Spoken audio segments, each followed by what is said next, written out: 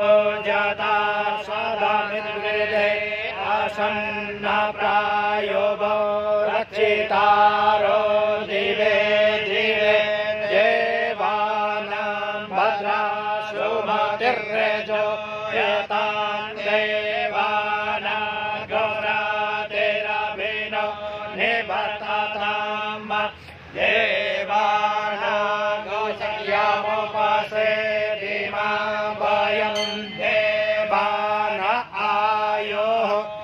प्रतिरन्तो जेवासे तान् पूर्वाया निवेदा होमाये वायं भागं मित्रमादित्यं गच्छामः शीघ्रम् अर्जामाणं वरुणगं सोममस्वेन सरस्वतीनः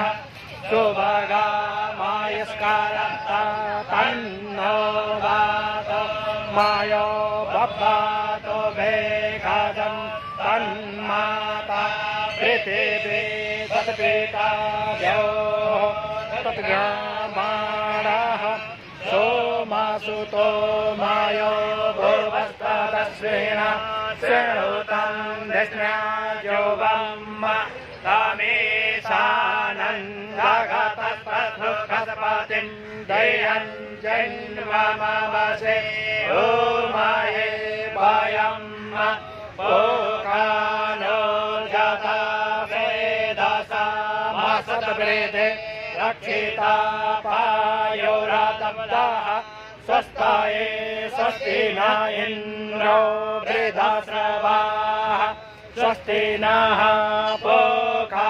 विश्ववेदाः स्वस्ति नस्तार्क्ष्यो अरिष्टानेमिः स्वस्ति नो बृहस्पतिर्दधातु एकादशवा मरुताः वृष्णिमातरः शोभं जावानो वेदाते गोजग्मायाः अग्निजिह्वा मानवाः शौरचक्षासो विश्वेनो देवा अवसा गमन्नेह भद्रं कर्णेभिः शृणुयाम देवा भद्रं पश्येमाक्षभिर्जत्राः तिरैरङ्गैतुष्टुवा गुंसस्तानु विर्भसे मायि देवाहितं जादायोः